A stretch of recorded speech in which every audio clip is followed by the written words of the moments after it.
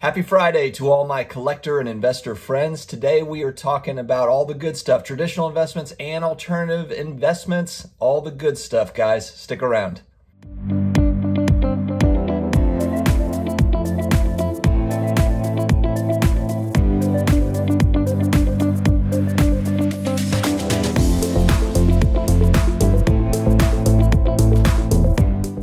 We're going to switch it up today and kind of talk in more general terms with some specifics for sure, but traditional investments versus alternative investments, some thoughts around it.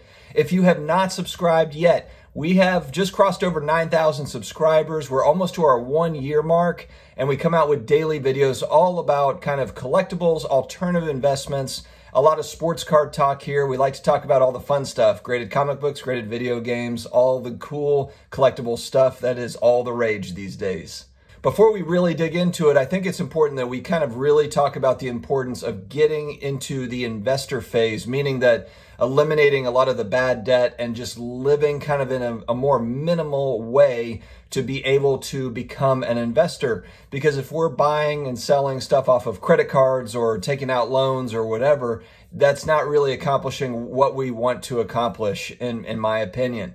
And so really, I think that's kind of a key point right out of the gate, is to do our best to get to that point. Now, look, I'm almost 40 years old. I haven't always been in the investor phase of my life. A lot of it is, paying down debts associated with family and associated with, having kids and everything else, student loans, etc. And that's just part of life. And there's not anything that we can do about that. As when you're in your kind of your 20s, your 30s, that's part of just what you're doing. Although I have seen, and this is something we've talked about this in previous episodes, 20-something-year-old guys, 30-something-year-old guys, definitely been a culture shift away from, the kind of the usual society tells you to start a family and to do all these certain, these sorts of things. There's a lot more guys that are living in a one-bedroom apartment that have a six-figure, card collection, or they've got, crypto punks worth six figures or whatever it is. And I think that that's a really kind of interesting shift that has happened because, look, I mean, generations, 20, 30 years ago, generations previous, it was kind of set in how you do things. You get married at a certain age, you have kids at a certain age, you should be here in your career at a certain point. And that was kind of the roadmap that everyone follows. And I think it's changing. It definitely has switched to where,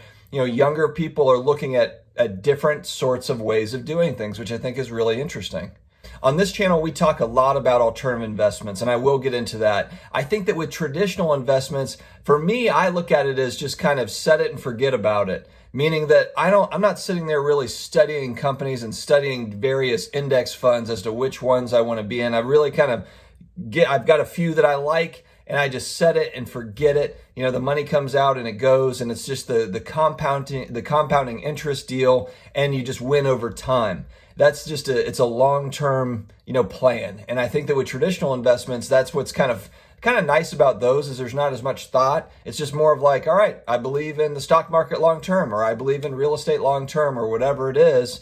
And you can just kind of set it, forget about it. There's all sorts of different strategies with traditional investments that you can deploy. But that's not for this video, not for this episode. We're just kind of talking about each one. So I think that it's a really good idea to have a foundation of traditional investments and then kind of build off of that with some alternative speculative type stuff. The speculative type stuff, like with sports cards, with NBA Top Shot, with graded comic books, with rare coins, these are all speculative type things. Some are more established markets than others, but these are alternative investments. So they are a lot more risky and they are more speculative.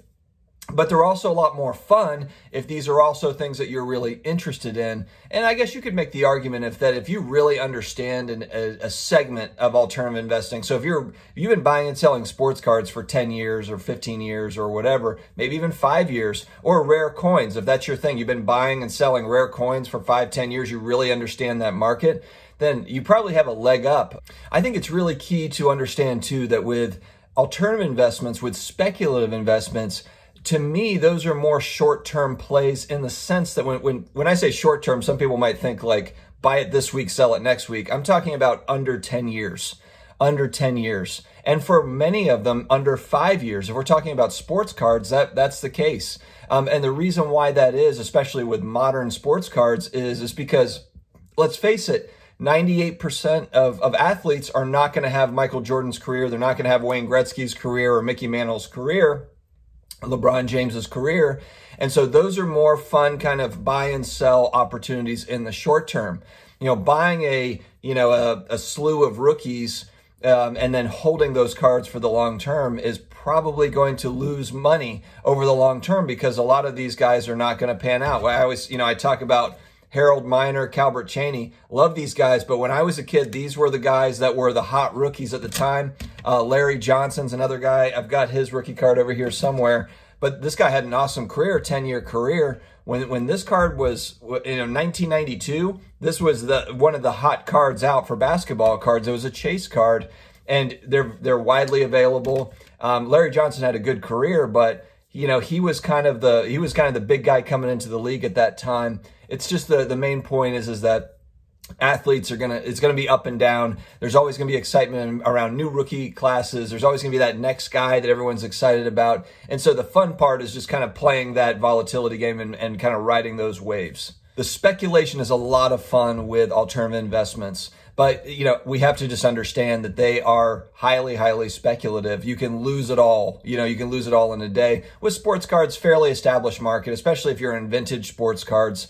Vintage sports cards, if you're buying, a Mickey Mantle rookie card, if you're buying a Michael Jordan rookie card, obviously the price point matters on where you're getting in, but those are established cards. Those are just iconic cards, iconic players. And so those are in a different bucket than the modern stuff. The modern stuff is more highly speculative, but it is a lot of fun. But guys, definitely don't sleep on traditional investments. The fun part of speculative investments can take over sometimes, but I don't think it's, I don't want it to get lost in that stocks, bonds, real estate is still solid. It's really, really, really solid. And there's fun pieces of that too. It's fun to own a piece of property. It is fun to own specific stocks. It's fun to own a portfolio of stocks. So I think it's just, the thing that I really love though is, especially with the younger generation, way more of an investor mentality than when I feel like when I was 20 years old. Yes, I had an investor mentality, but I did not have the access,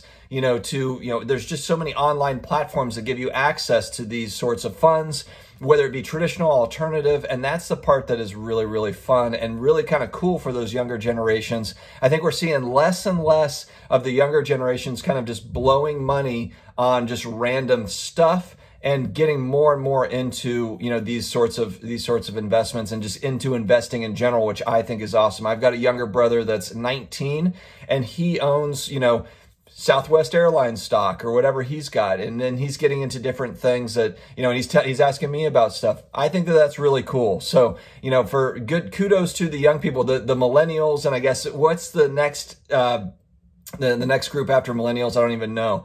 The Zennials or something? I'm not sure. We're running out of different terms for different generations, but they just seem to be really in tune with this stuff and really kind of getting into it. And I really like that. So guys, what do you think? How are you breaking it down? Traditional investments versus alternative investments? Are you just 100% into sports cards? Are you 100% into stocks, bonds, real estate? I would like to hear kind of your thoughts on this and kind of how you set up your plan, and what's your long-term plan? What are some of your short-term plans? I think this stuff is cool to talk about.